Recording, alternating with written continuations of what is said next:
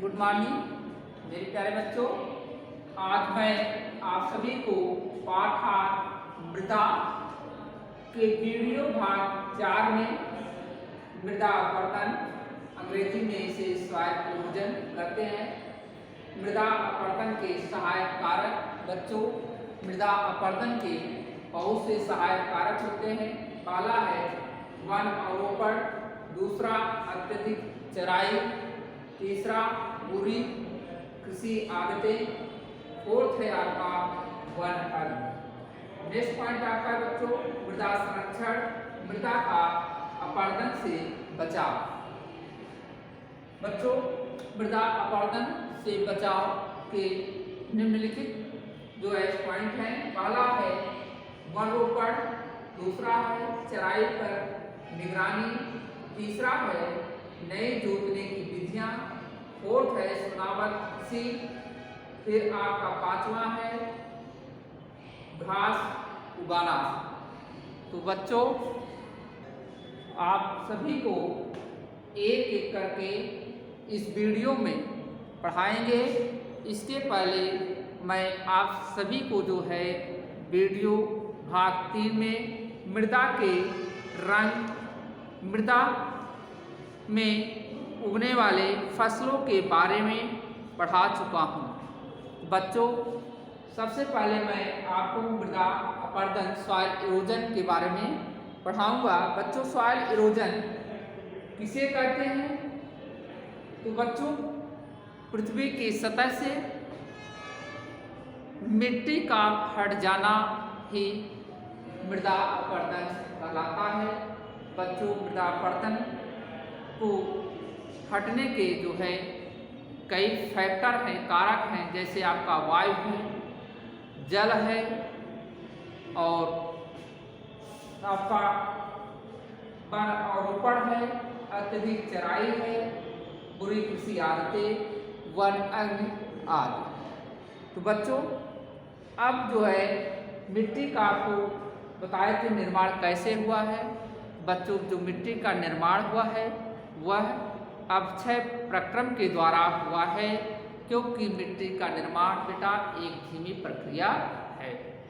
तो अब आपको दूसरा जो पॉइंट है मृदा अपरदन के सहायक कारक के पहला जो पॉइंट है वह वन अवरोपण।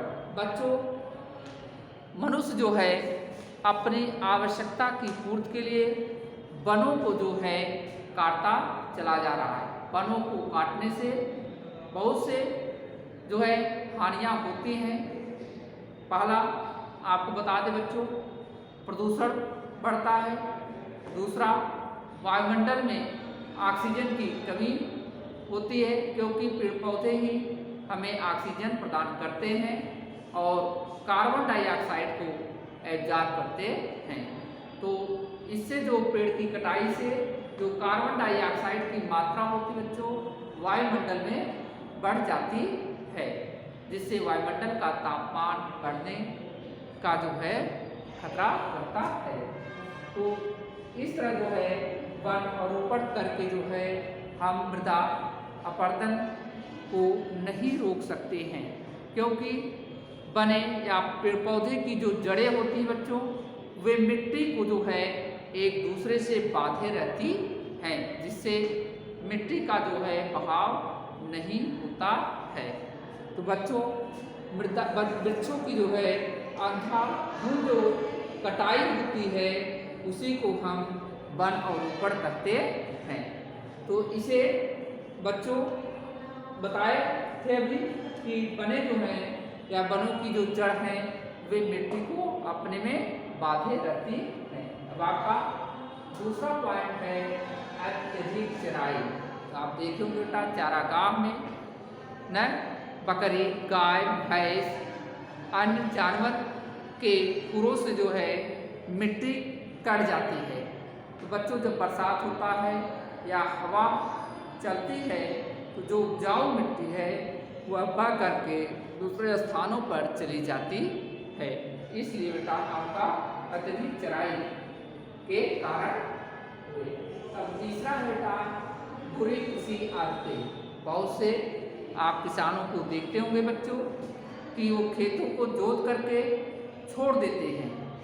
जब बरसात होती है या तेज हवाएं चलती हैं तो वे मिट्टी जो है उड़ करके या बह करके दूसरे स्थानों पर चले जाते हैं।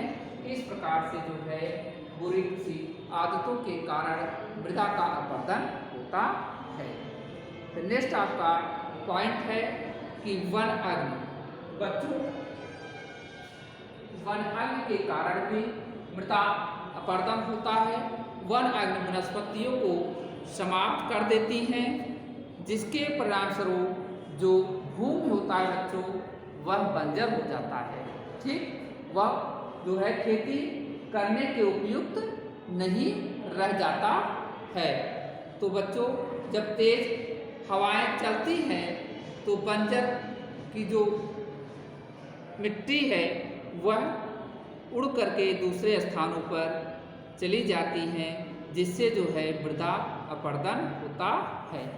तो बच्चों, मृदा अपरदन को जो है रोकने के लिए भी हमें निम्नलिखित उपाय करना चाहिए, जिनमें से है वन रोपण। पहला बच्चों, एफॉरेस्टेशन, हमें अधिक से अधिक वनों को लगाना चाहिए। बच्चों, अभी मैं बताया था कि वन रोपण करने से, अधिक वन रोपण करने से मिट्टी के जो कटाव है वे रुक जाएंगे। ठीक बच्चों, इसलिए हमें अत्यधिक से अत्यधिक जो है पेड़ पौधों को लगाना चाहिए। ठीक, अब आपका है नेक्स्ट पॉइंट, चराई पर जो है निगरानी। बच्चों, हमें जो है जानवरों के ऊपर निगरानी भी रखना जरूरी है, जिससे एक जानवर जो है गाय भैंस बकरी एक खेतों में न जाए। अगर एक खेतों में नहीं जाएंगे तो इनके खुद से मिट्टी का जो है कटाव नहीं होगा। इससे जो है हम मृदा अपरदन को जो है रोक सकते हैं। तो इसके लिए जो है हमें जानवरों के लिए जो है फोडर मतलब चारा का जो है उपयोग करना चाहिए। ठीक, अब आपका नेक्स्ट पॉइंट है नई जोतने की विधियाँ। बच्चों, फसल की कटाई के पश्चात सारे खेत को नहीं जोतना चाहिए।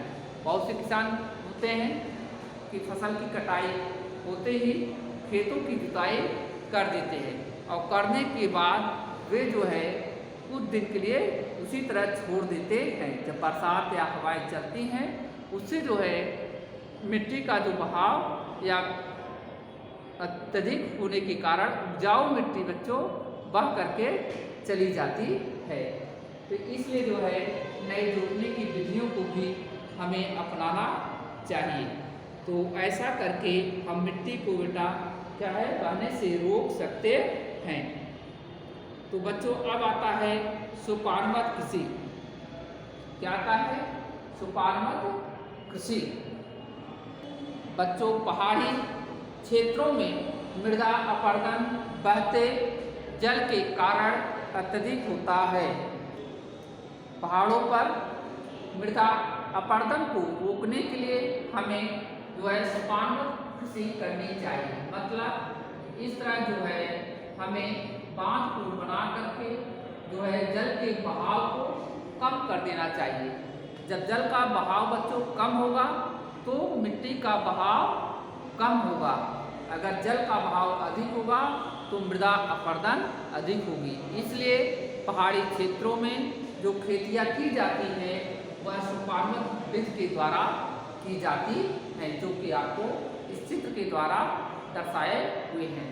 अब आता है आपका बच्चों घास उगाना। ठीक, लास्ट पॉइंट आपका है घास उगाना।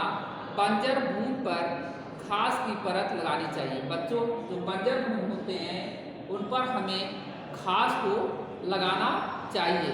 इस घास की जो जड़ें होती हैं बच्चों, ये मृदा को बांधे रखती हैं तथा इसका जल तथा वायु द्वारा अपरदन से बचाव करती हैं। बच्चों, आपका जो है इस प्रकार से जो है हम मृदा के अपरदन को जो है रोक सकते हैं। बच्चों इसी के साथ जो है आपका जो है यह पाठ 8 मृदा व सॉइल है वीडियो भाग 4 में समाप्त होता है। आपकी बुक में जितने भी पॉइंट थे एक एक करके मैं वीडियो भाग 1, 2, 3, 4 में पढ़ा दिया हूँ। अब मैं आप सभी को वीडियो भाग 5 में अतलघुत्तरी, लघुत्तरी, दीर्घोत्तरी तथा उससे संबंधित जो अभ्यास के प्रश्न हैं उसे जो है एक एक करके पढ़ाएंगे। आज के लिए बस इतना ही। Thank you.